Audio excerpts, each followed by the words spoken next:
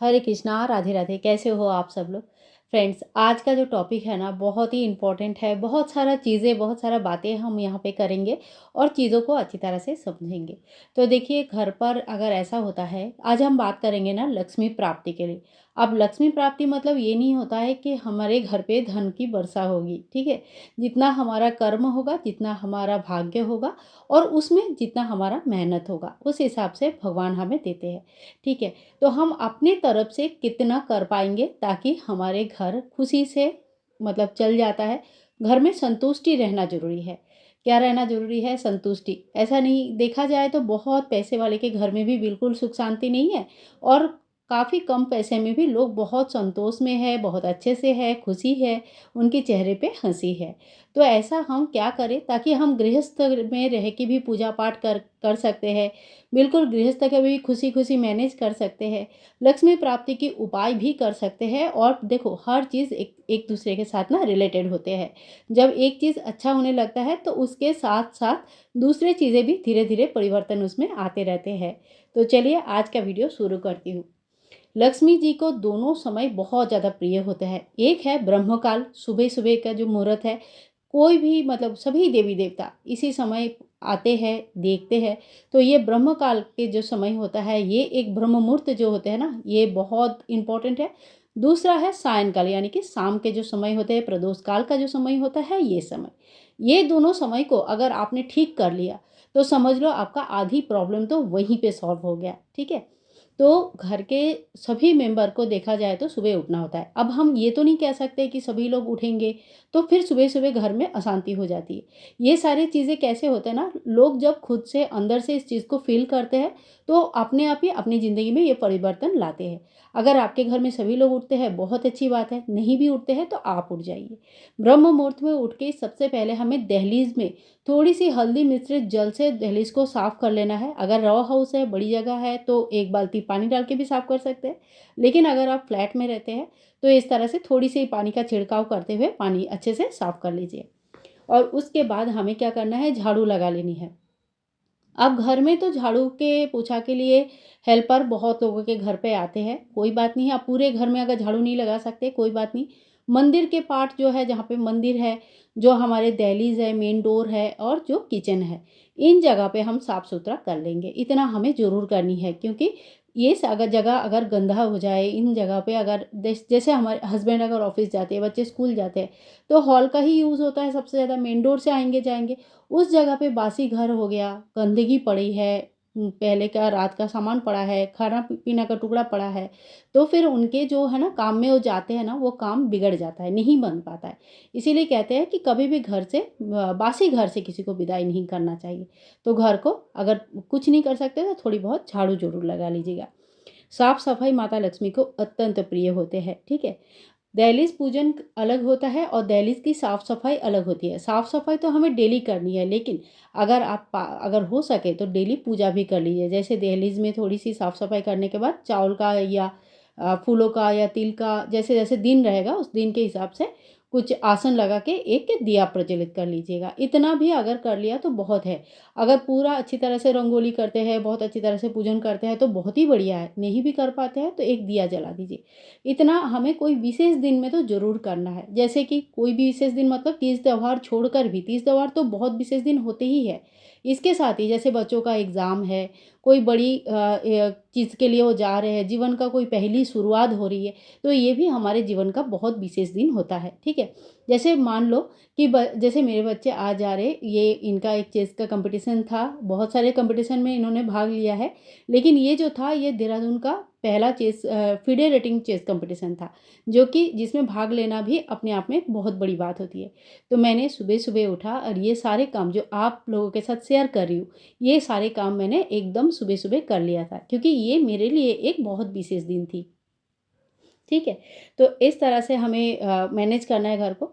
अब देखिए, कोई भी ना नेगेटिव वर्ड्स जितना हो सके उतना कम यूज़ कीजिएगा। जैसे मेरे से तो होता ही नहीं, मेरा तो किस्मत ही ख़राब है, हमारे पास तो घर ही नहीं है, इनका तो ये अच्छा है, उनका तो वो अच्छा है। तो भगवान क्या करते हैं, सुबह-सुबह सभी को तथास्तु कहते हैं।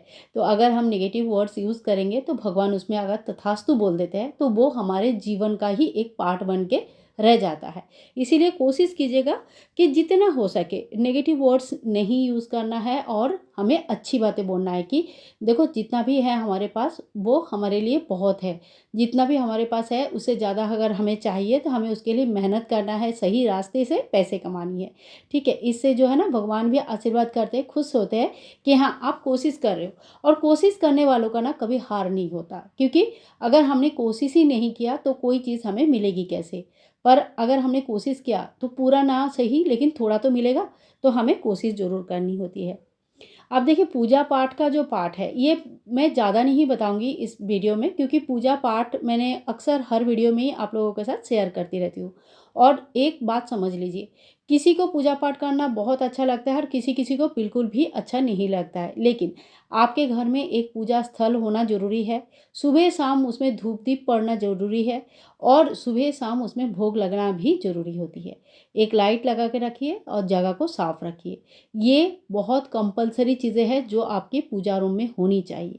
इसके बाद आप कितना पूजा करोगे, कितना कम करोगे, कितना ज़्यादा करोगे, यह बिल्कुल आपके भाव के ऊपर है। कोई ना कोई एक पाठ करना भी अच्छा रहता है। घर में ज़्यादा अशांति कलह क्लेश है तो आप हनुमान चालीसा का पाठ डेली कीजिएगा। अगर समय नहीं है, बिल्कुल घर पर ऑफ़िस करते हैं तो आप रास्ते में जाते टैक्सी, बस में, ट्रेन में जब भी जाते हो, जैसे भी आप अपने ऑफ़िस जाते हो, रास्ते में भी आप कान में लगाकर सुन सकते हैं।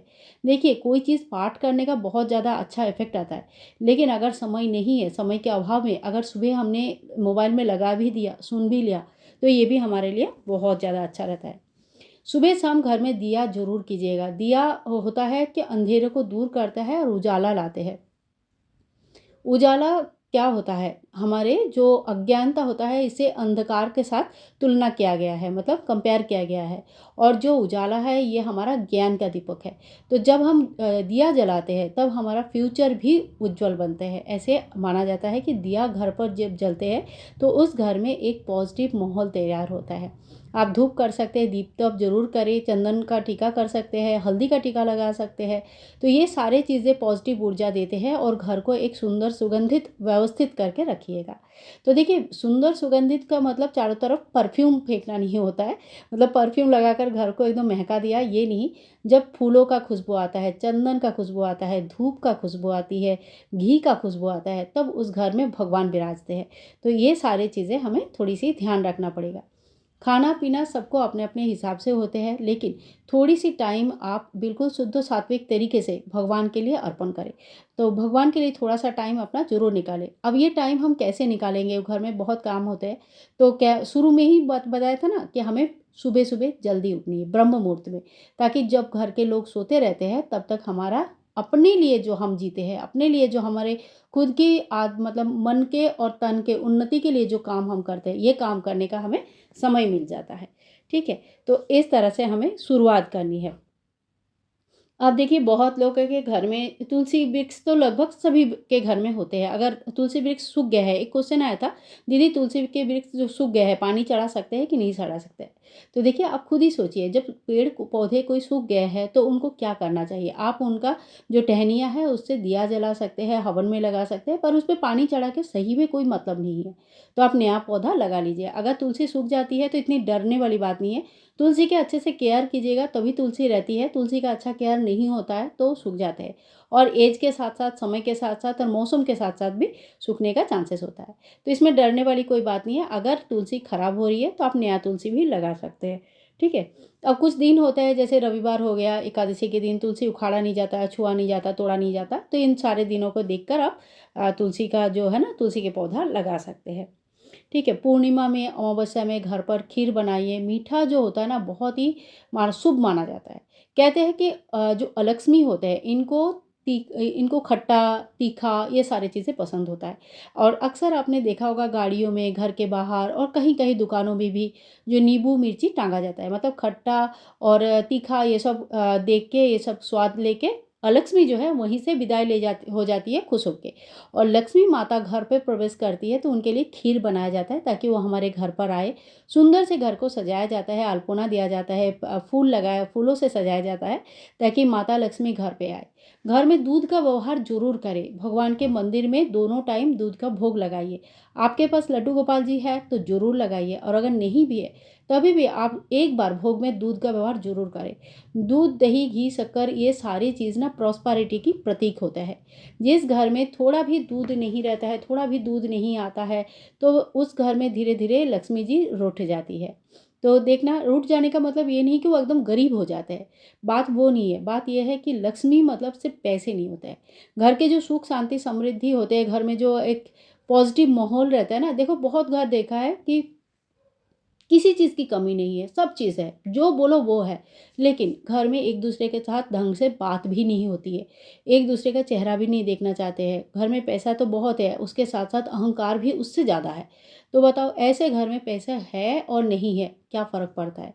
जब ज़िंदगी को आपने जी नहीं पाए तो उस पैसे का क्या काम? तो ठीक है, इस चीज़ को थोड़ा-सा ध्यान में रखिए। तो घर में भगवान के यहाँ पे दूध का भोग लगाइए। अगर आपके छोटे बच्चे हैं, यानी कि अभी भी अगर आपके बच्चे इतने बड़े नहीं हो गए कि उनके भी बच्चे हैं, ठीक है? तो आप उनको भी दूध का मतलब थोड़ा जो भोग लगा हुआ दूध है, वो दूध उनको भी दीजिए पीने के लिए। और चाहे तो चाय में यूज़ कर सकते हैं घर के सभी मेंबर के लिए, लेकिन भगवान को भोग लगाया गया जो भोग है, जो भी भोग लगाएँगे, वो सभी मेंबर में ज़रूर बाँटें। इससे धीरे-धीरे पॉज़िटिविटी आते हैं। शनिवार, मंगलवार और गुरुवार के दिन घर में धुनी करें, शाम के टाइम पे धुनी करें। और एक कमेंट आया था, दीदी इतना धुनी करेंगे ना तो घर काला पड़ जाएगा। तो देखिए, नहीं पड़ता है इतना काला। आप थोड़ा पूरे घर में धुनी को घुमा के जो या तो खुली स्थान में जैसे आँगन हो गया, या आपका बालकनी हो गई, या आपका छत हो गया, वहाँ पे रख दीजिए, कोई दिक्कत नहीं है। घर के अंदर ही रखना ज़रूरी नहीं है। तो इस तरह से धुनी कीजिए, इससे घर का नज़र भी उतर जाता है। ठीक है? तो सुबह-सुबह जब हम उठते हैं, ये सारे काम कर लेते हैं, तो हमारे अंदर एक अलग से एनर्जी होती है। देखो, मैंने खुद इस बात को देखा है कि जिस दिन मैंने सुबह-सुबह ये सारी चीज़ें कर लेती हूँ, तो उस दिन मुझे बहुत अलग लगता है। और जिस दिन लगता है कि थोड़ा-सा आज स्कूल का छुट्टी है, तो चलो आधा घंटा बाद उठ जाएँगे, आज 5 बजे नहीं उठेंगे, आज 6 बजे उठ जाएँगे, तो मुझे कैसे पूरा दिन ना आलस जैसा फ़ील होता है कि लगता है आज छुट्टी है, आज छुट्टी है, बस दिमाग में वही घूमता रहता है। और फ़ायदा यह होता है कि बहुत सारा काम जो हम सोच के रखते हैं वो नहीं हो पाती है। इसीलिए हर रोज़ मेरा चाहे सैटरडे हो चाहे संडे हो, मेरा आँख अपने आप ही खुल जाता है, क्योंकि ये एक बॉडी की आदत होती है। बॉडी अपने आप ही उस टाइम पे उठता है। तो आप भी अपने आप को इस तरह से आदत दिलाएँ कि आप सुबह उठेंगे। ठीक है? सुबह उठने से आपका बहुत सारा शरीर, मन बहुत ज़्यादा अच्छा हो जाता है, एक अलग से एनर्जी रहती है। आपका फ़ील गुड फैक्टर रहता है, और सबसे बड़ी बात ना, दिल में एक पॉज़िटिविटी रहती है। बीच-बीच में जो है ना, गंगा जल वगैरह, गोमूत्र वगैरह घर में छिड़के, गोमूत्र छिड़कने से बहुत लोगों को स्मेल आती है, तो आप गंगा जल छिड़क सकते हैं। गंगा जल घर की शुद्धिकरण के लिए यूज़ किया जाता है। मंदिर में 1 लोटा जल, मैं हर बार बोलती हूँ, 1 लोटा जल मंदिर में ज़रूर रखें। जल ही जीवन है, और मंदिर में 1 लोटा जल रखना बहुत ज़्यादा शुभ माना जाता है। ठीक है? एक व्रत अगर कर लीजिएगा, अगर संभव है तो पूरे महीने का कोई एक व्रत कर लीजिए। एकादशी की व्रत सबसे बेस्ट व्रतों में से एक है। तो ऐसा है कि व्रतों में श्रेष्ठ माना जाता है। तो एकादशी की 2 व्रत आती है। एक कृष्ण पक्ष की एकादशी, एक शुक्ल पक्ष की एकादशी। संभव है तो एकादशी की व्रत कर लीजिएगा। नहीं कर पाते, आप लोग पूछेंगे दीदी आप करती है? तो मैंने संकल्प उठाकर कोई व्रत नहीं करती हूँ।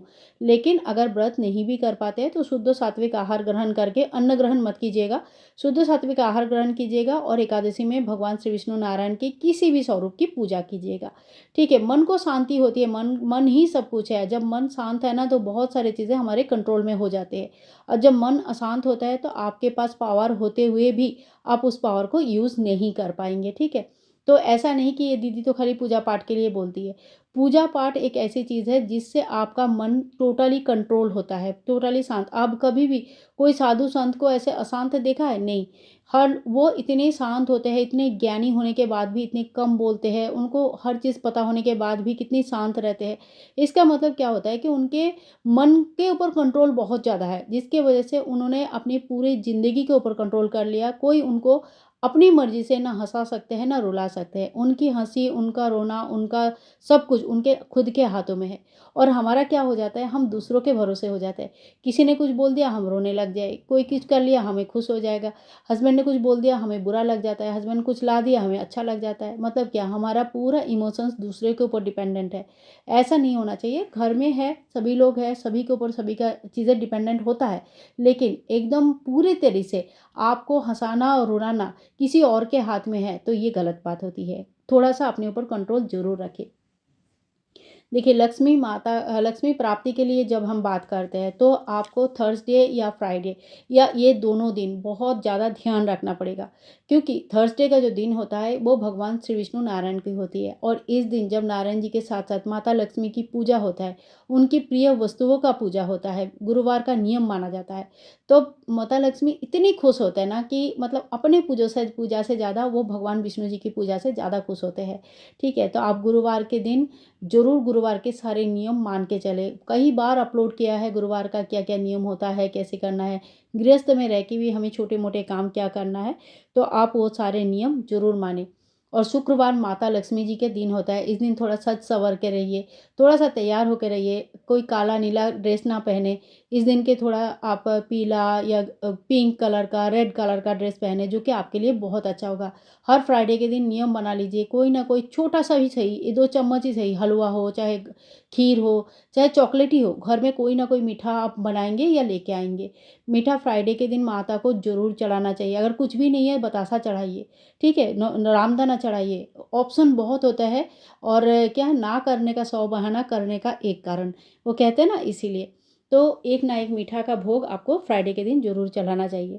अब देखिए सुबह शाम को समय पर आप आरती करें और सबसे बड़ी बात जो ब्रह्म मुहूर्त होता है, फिर से मैं उसी पॉइंट पे अब वापस आ रही हूँ जिसमें मैं शुरू किया था। ब्रह्म मुहूर्त में हमें कभी या शाम के समय गोधूली बेला में सोना नहीं चाहिए। घर के किसी भी मेंबर को आप सोने मत दीजिए, अगर वो बीमार है तो अलग बात है। अदरवाइज़ इस टाइम पे किसी मेंबर को सोने मत दीजिएगा। शाम के समय और ब्रह्म मुहूर्त में कुछ खाना या सोना हमारे घर में लक्ष्मी जी को लाते हैं। तो ये दोनों टाइम को हमें बिल्कुल समझ लेना पड़ेगा कि ये दोनों टाइम क्या है, ठीक है? इसके अलावा तो सबको पता है घर को साफ-सुथरा रखना है, मन को शांत रखना है और अगर हम अपने लिए सच में टाइम निकालना चाहते हैं, तो कहीं न कहीं ये बात आपको हर जगह सुनने के लिए मिल जाएगा, हर जगह देखने के लिए मिल जाएगा कि आपकी शुरुआत थोड़ी-सी जल्दी होनी चाहिए क्योंकि देखो आखिर में 24 घंटे में ही दिन होती है। किसी के लिए भी 24 घंटे से ज़्यादा का दिन नहीं होती है। तो अगर आपको कुछ करना है, अपने लिए समय निकालना है, अपने घर को ठीक करना है, अपने ऊपर माता का आशीर्वाद चाहते हो, घर आपका मंदिर जैसा हो, ऐसा चाहते हो, घ तो आपको थोड़ी मेहनत तो करनी पड़ेगी, है कि नहीं? बिना मेहनत का अपने आप तो एक पत्ते भी नहीं हिलते हैं। तो अपने आप ही उनका घर साफ होता है, हमारा नहीं होती है, उनका तो ये रहता है, हमारा नहीं होता है। तो देखो जिस दिन आप करते हो, उस दिन आपका घर का भी काम होता है और जिस दिन आप नहीं करते हो, उस दिन आपका घर का भी काम नहीं हो पाती है, ठीक है? तो मैं तो इसी में विश्वास करती हूँ कि हम दूसरों को देखकर जले ना बल्कि दूसरों को देखकर सीखें। जब हम कुछ सीखते हैं तो उस चीज़ का बहुत ही ज़्यादा वैल्यू होता है और हम जीवन में आगे बढ़ते हैं। तो मेरा लगभग पूरा दिन का काम हो गया। इस टाइम पे लगभग 8 या पौने 8 बज रहा है। अब थोड़ी-सी पेड़-पौधों को पानी दे दूँ। सुबह-सुबह का व्लॉग था, सवेरे का मैंने सारा शूट किया, बहुत ही हड़बड़ी था। फिर भी मुझे आप सभी के साथ ये वीडियो शेयर करनी थी। इसीलिए मैंने जैसे-तैसे जितना हो सके उतना शेयर किया। आई होप आप लोग समझ सकते हो। अगर आज की वीडियो आप लोगों को अच्छा लगा है तो प्लीज़ आप सभी से रिक्वेस्ट है कि मेरे साथ रहिए और आप सभी का बहुत सारा ढेर सारा प्यार दीजिएगा। सो फ्रेंड्स अभी तो महाशिवरात्रि भी आने वाले हैं और आने वाली है विजया एकादशी जो कि बहुत ज़्यादा खास है। जल्द ही आप सभी के साथ ये दोनों वीडियो शेयर करूँगी। आई होप वो सारे वीडियोज़ भी आप लोगों को पसंद आएगा। एक नया व्लॉग में आप सभी के साथ फिर से मुलाकात होगी। तब तक के लिए bye bye and take care.